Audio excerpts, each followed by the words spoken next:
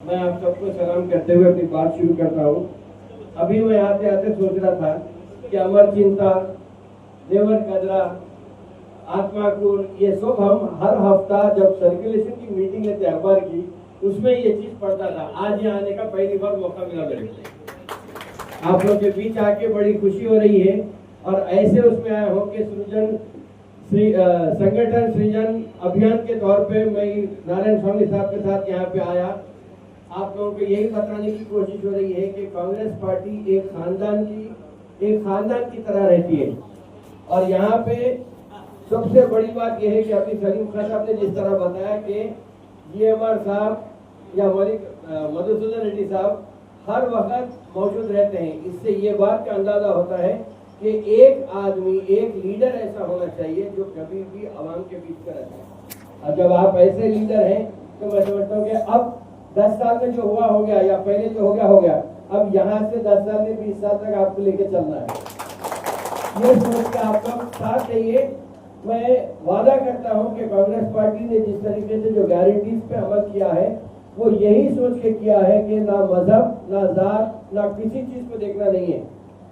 सबको एक खानदान की तरह, जैसा एक हाथ में 5 उंगली बराबर नहीं होते, वैसा पूरे हर खानदान में हो या हिंदुस्तान भर में हो, कहीं पर भी हो, हम पूरे एक जैसे रह रहे थे। तो सबको फायदा होने के लिए ये गारंटीज का एक काम शुरू किया गया।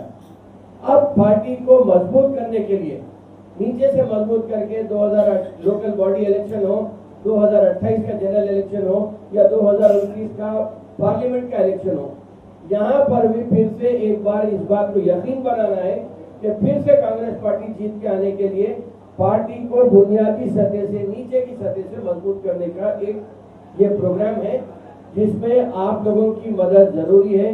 ताकि हम अगर पार्टी को नीचे से मजबूत करते हैं तो फिर 2028 में और 2029 में हम यहाँ पे कांग्रेस ला सकते हैं और सेंटर में कांग्रेस ला सकते हैं। अब देखिए, अभी राहुल गांधी साहब ने दिल्ली में एक बड़ा इंकशाफ किया है वोट चोरी का। ये कोई छोटी बात नहीं है, इसलिए कि 5 साल में एक बार आपको वोट का हक मिलता, और अगर वो चोरी हो गया, अगर हम उसको आसान समझेंगे तो ये कल के दिन बहुत सारे चीज आपके चोरी हो जाएंगे। अभी आप देखेंगे तो बहुत डेटा के जो डेटा थेफ्ट हो रहा है, आपके नाम का, आपके आधार कार्ड का जिस तरीके से मिसयूज हो रहा है, उसको रोकने के लिए अभी यहाँ से अगर हम वोट चोरी रोकेंगे तो मैं समझता हूँ कि ये बहुत कामयाब प्रोग्राम हो सकता है।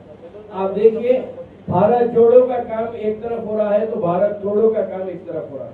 तो मैं ये मानता हूँ कि हम तेलंगाना में हो या भारत देश में हो, हम सब मिल के एक जगह एकजुट मिलकर रहने का है। यहाँ किसी और पॉलिटिकल पार्टी को ऐसा रंग देने की कोशिश नहीं करना चाहिए, क्योंकि हम आपस में मिलजुल के, अब नहीं, सदियों से, कई सालों से हम यहाँ मिलकर जुट रह रहे हैं। आज लड़ाने की जो कोशिश हो रही है या झूठे वादे जो हो रहे हैं, 10 साल में यहाँ पे झूठे वादे हुए थे, 10 साल से सेंटर पे भी एक झूठा वादा हो रहा है। 15 लाख देने का वादा हुआ था, झूठ।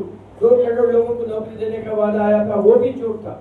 तो आज मुल्क के बहुत सारे ऐसे नौजवान हैं जो इंजीनियरिंग, मेडिसिन, पॉलिटेक्निक ऐसे कोर्सेज करे, लेकिन उनको नौकरी नहीं मिल रही। अभी एक रिपोर्ट आई थी तमिलनाडु एग्रीकल्चर कमेटी की, उसमें बताया गया है कि किसान ज्यादा खुदकुशी नहीं कर रहा है, नौजवान जिसको नौकरी नहीं मिल रही वो खुदकुशी कर रहा है। एजुकेशन मिलने के बाद नौकरी नहीं मिलने की वजह से खुदकुशी कर रहा है। तो ये इतना गंभीर मसला आगे आ रहा है हमारे सामने कि इसको रोकना बहुत जरूरी है। इसके लिए मुल्क की तरक्की होना तो मुल्क की तरक्की ऐसा होना चाहिए कि सबको साथ लेके चलना चाहिए। बात हम बहुत हो गए हैं, लेकिन अब आप लोग एकजुट होके, एक जगह जुड़ के, अपने एक प्लेटफॉर्म पे एक ऐसे लीडर, देखिए मैं ये बोलता हूँ कि हमारे को कोई मुसलमान लीडर की जरूरत नहीं है, कोई हिंदू लीडर की जरूरत नहीं, ऐसा एक लीडर मिल गया हमारे को तो बस है कि एक ही लीडर हमारे हर मसले का हल कर दे सकता। तो आप इनके साथ जुड़ के रहिए, कांग्रेस पार्टी के जुड़ के रहिए। इंशाअल्लाह ताला मैं दुआ करता हूँ कि हमारा आगे का फ्यूचर जो हो वो बिल्कुल बेहतर हो। बहुत बहुत शुक्रिया।